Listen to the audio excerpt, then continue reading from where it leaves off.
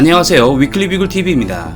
오늘 준비한 소식은 새롭게 태어나는 K계열 전차 소식입니다.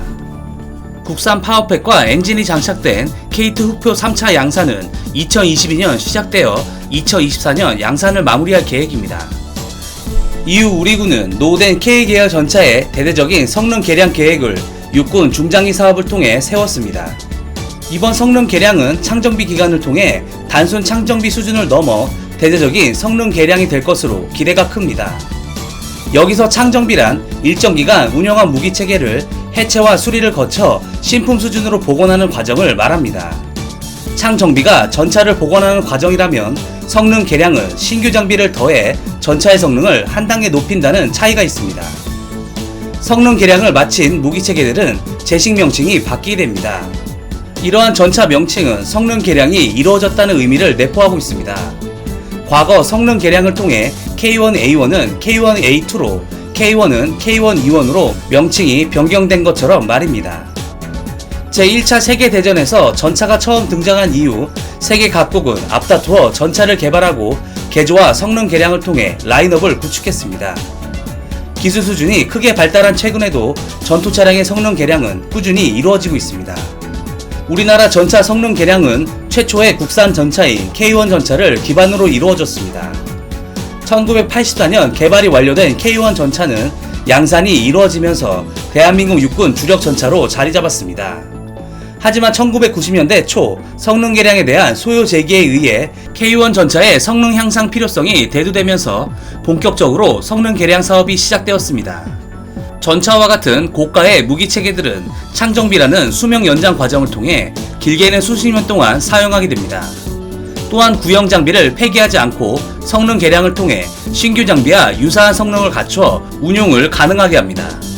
성능 개량은 주로 신규 장비에서 입증된 기술을 구형 전차에 적용하는 경우가 많은데요.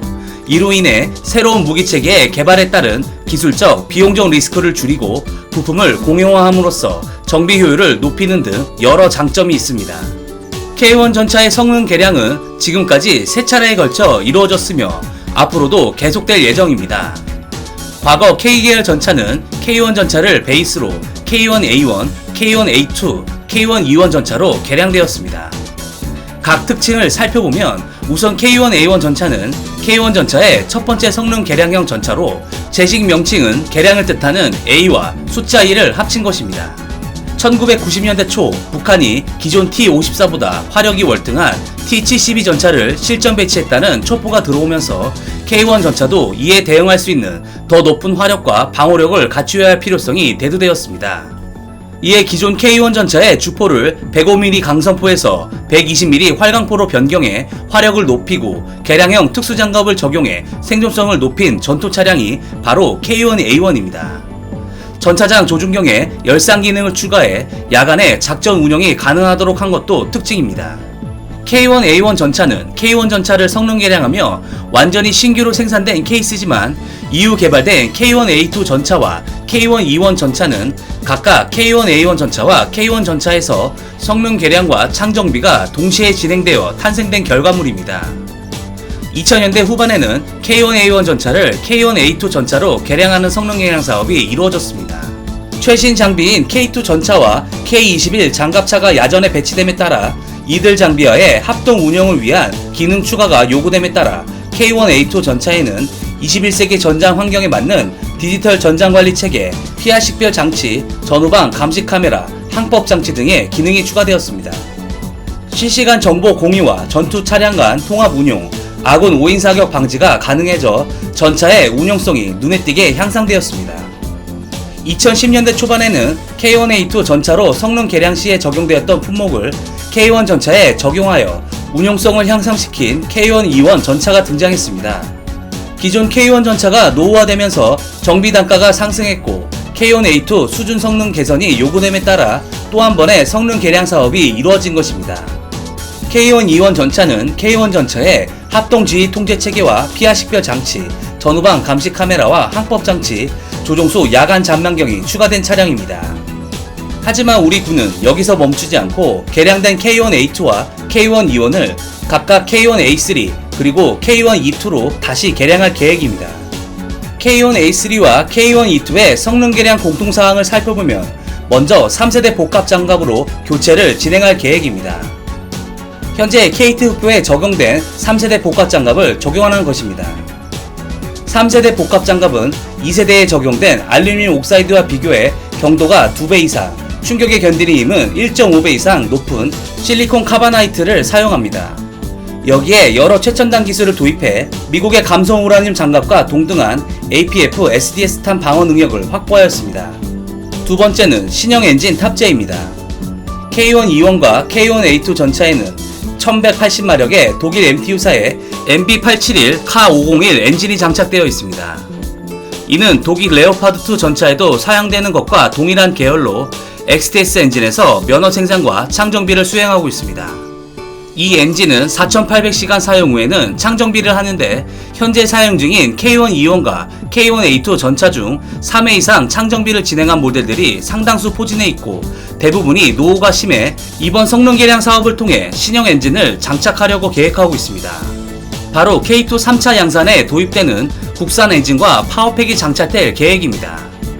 원래 XTX 엔진이 MB871 K501을 개량해 출력을 올리려고 했으나 국산으로 가닥이 잡히는 분위기입니다. 세 번째는 하드킬 능동방어 체계 도입입니다. 우리 군 전차는 북한에서 비상사태 발생 시 북한 지역에 고속 돌파 작전을 펼치기 때문에 진격 과정에서 만날 수 있는 적의 대구경 대전차 미사일에 대응할 필요성이 높습니다.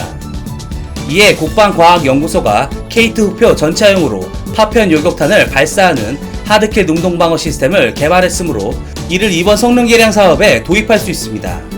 하지만 이는 파편형으로 작동 시 주변의 아군 전차나 보병들에게 치명적이기 때문에 시가전에서 함부로 운영할 수 있는 체계가 아닙니다. 이스라엘은 이러한 문제에 대응하기 위해 아이언 피스트라는 하드킬 능동방어 시스템을 개발하였습니다. 이에 우리나라도 국방과학연구소를 중심으로 아이언 피스트와 같이 주변 아군에게 피해를 최소화시킬 수 있는 폭약만 사용하는 2세대급 능동방어 시스템을 개발하고 있습니다. 네 번째로는 RCWS의 장착입니다. 기존 전차 포탑 상부에는 전차장과 탄약수가 사용하는 기관총이 거치되어 있습니다. 하지만 이는 승무원이 직접 사격하므로 전장에서 자칫 표적이 될 가능성이 높습니다. 이에 전차 승무원의 생존성을 높이기 위해 기관총을 자동으로 운영할 수 있는 RCWS 형태로 변경될 것입니다. K1A3에만 해당하는 사항으로는 이스라엘의 아이언 비전과 같이 외부 전장 상황을 한눈에 살펴볼 수 있는 360도 외부 감시 체계를 도입할 것입니다. 아이언 비전은 이미 메르카바 마크 4의 개량형과 A탄 장룡 장갑차 등에 시험적으로 사용되고 있으며 하나가 개발한 AS-21 레드백 보병 전투 차량에도 도입되었습니다. 이번에는 K1E2에만 해당하는 사항으로 구형 포수 조준경을 신형 조준경으로 교체하고 에어컨 능력을 갖춘 여합 MBC 장비를 장착할 것입니다. 이렇게 K계열 전차들이 전부 개량이 마무리된다면 우리나라는 중국 육군도 버거운 동북아 최강의 기동공단의 맥을 계속 유지할 수 있을 것입니다. 이상 위클리 비굴이었습니다. 시청해주셔서 감사합니다.